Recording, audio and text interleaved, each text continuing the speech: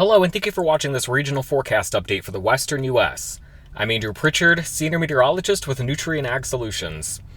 As we look at temperatures here across the lower 48 at 10:40 Central Time, we've got a stark contrast divided by a frontal boundary here where we've got a warm taste of summer, at least late spring, 60s and 70s across the eastern Corn Belt down to the Mid-South and the Gulf Coast. And then behind the front, we've got a taste of winter, 20s and teens as you make your way across the northern plains, back into eastern portions of Montana and the central Rockies. So we take a look at the satellite picture again, a lot in the way of cloud cover and precipitation associated with that trough. As we flip it over and look at the radar right now, the moisture across the Pacific Northwest, we've got rain across western Washington, northwest Oregon. We've got some snow ongoing across portions of the Rockies, the northern Rockies here from Idaho down to northeast Wyoming. And then associated with our storm system here in the Midwest, we've got snow, we've got ice, and we've even got some severe storms across portions of Missouri, Iowa, and Illinois this afternoon. So the full spectrum here on November. And hey, can't even forget to mention Tropical Storm Eta down here on the Gulf Coast that's eventually going to make its way into the Gulf Coast region, making landfall as we head into the weekend. Looking at the hazards map then from the National Weather Service across the Pacific Northwest, we've got patchy areas under winter weather advisories. Got the Cascades, portions of the northern Rockies here, anywhere from northern Idaho into northeast Wyoming. We've got freeze warnings in the San Joaquin Valley where temperatures, again, we're flirting with the freeze mark, dropping below that in some areas during the overnight hours into the early morning. Now we're going to look at the Drought Monitor. If you haven't seen this, this is the update from last week. Again, continuing to watch the area of expanding extreme and exceptional drought, anywhere from the southern plains through the Four Corners into portions of northern California and Oregon. Now, over the course of this video, I'm going to be giving a lot of hope to this region right here. We're expecting a multi-day heavy rain event, heavy precipitation event. And of course, will be falling in the form of snow in the higher elevations from northern California up into the Pacific Northwest. And there it is. This is the next 7 days forecast accumulated precipitation. And again, expecting a soaking event here from northern California, the coastal portions of Washington and Oregon, and then heavy snow accumulation across portions of the Rockies from Idaho down into western Wyoming. And that is big news for a couple of reasons. We'll dive into that in a moment. But here's what happens. So here's the big, broadly speaking, let's just kind of smooth things out. This is the flow. We've got this trough across the western United States, a ridge across the east. But with this, we've got little short waves kind of built into the flow.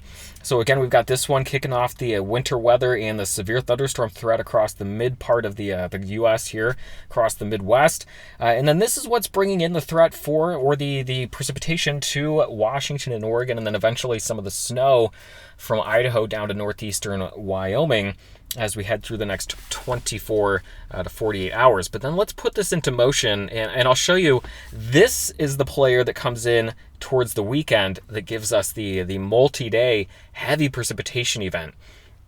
So again, we'll take this through the next couple of days. This is now Wednesday morning what the jet stream looks like. We're now on the backside of our departing trough, or a little bit of ridging making its way in as we get into the late Wednesday into Thursday timeframe. So we'll quiet down. We'll get 2 days of relatively quiet weather across the Pacific Northwest before boom, here it comes. Now we've got this big jet extension coming in across the Pacific Northwest. We've got a long fetch of Pacific moisture coming with this trough.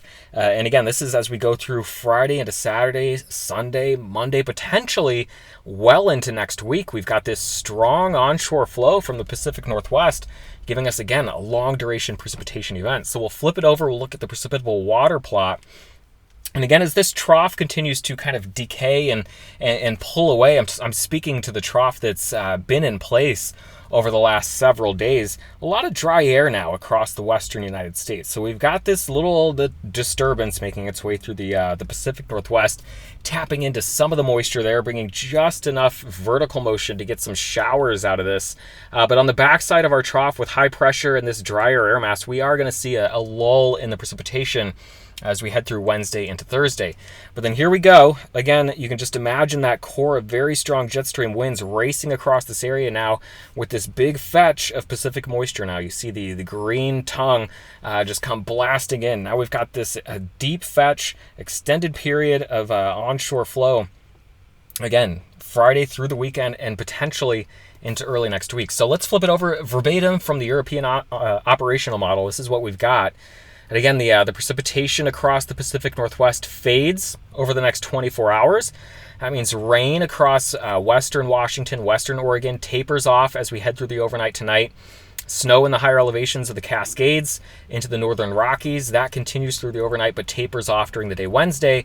Late Wednesday into Wednesday night and Thursday, likely going to be a bit of a lull in the precipitation. It's by the time we get to Thursday evening into Thursday night, we'll see precipitation once again resuming across western Washington, western Oregon. Snow commences then in the Cascades as we get into Thursday night and Friday morning. And this is what kicks it off then. Now we really get several waves, just kind of a continuation of this coastal moisture, again, from Northern California up through the Pacific Northwest into Western British Columbia. So let's go back here. This is Thursday night into Friday morning. Now Friday, the first main wave, the leading impulse of that trough comes in. This is going to be quite a coastal storm. So strong winds, heavy precipitation, heavy snow in the higher elevations of the Rockies into the northern Sierras as we go through Friday into Saturday. This continues now. The winds will begin to subside later into the day, Saturday into Sunday, but precipitation continues in waves as these disturbances make their way ashore through Sunday now. This is Sunday night into Monday morning. Now Monday night. Now getting into Tuesday here. This is now Tuesday night. This is Wednesday morning. And allegedly another wave comes in here even as we get into the end of next week. This will be Wednesday into Thursday of next week. So now we're way out into the day 9, 10, 11 time frame.